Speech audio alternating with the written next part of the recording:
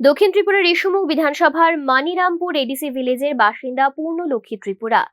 ৮০-র কৌঠা পেরোনো এই বৃদ্ধার সংসারে রয়েছেন শুধু তার বিকলাঙ্গ নাতি। পরিবারের দাবি, দীর্ঘদিন ধরে বৃদ্ধা ভাতা বন্ধ, রেগা প্রকল্পে কাজও মিলছে না, ফলে চরম আর্থিক সংকটের মধ্যে দিন কাটছে তাদের। অভিযোগ, ৬ মাস ধরে ব্যাংক অ্যাকাউন্টে বৃদ্ধা ভাতার টাকা জমা পড়েনি।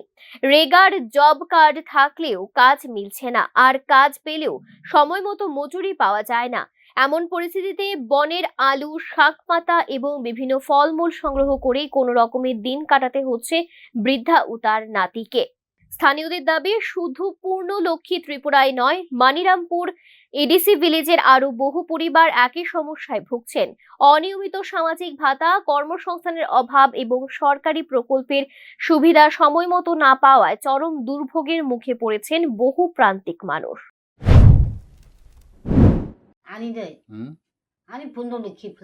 পূর্ণলক্ষ্মী ত্রিপুরা।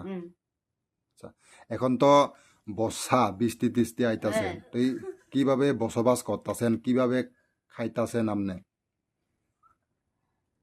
কষ্ট হইতাছে না? কষ্ট আছে, কষ্ট ইয়া হয়। টাকা নাই, ইয়া কেমনে খাইছে আরে। বাতা পাইতাছে না? নাতিন তো নাম নাই, সারাদিন মুই তো পাইছে আরে।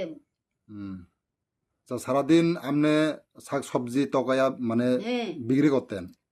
কোনদি পাইব, সারাদিন তো পাইবা আরে, কোনদি পাইব? নাই, কিছু নাই।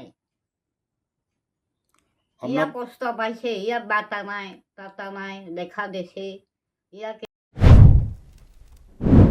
এই ঘটনাকে কেন্দ্র করে প্রশ্ন উঠছে, সরকারি জনকল্যাণমূলক প্রকল্পের সুবিধা আদৌ প্রত্যন্ত এলাকার প্রকৃত উপভোক্তাদের কাছে পৌঁছাচ্ছে কিনা।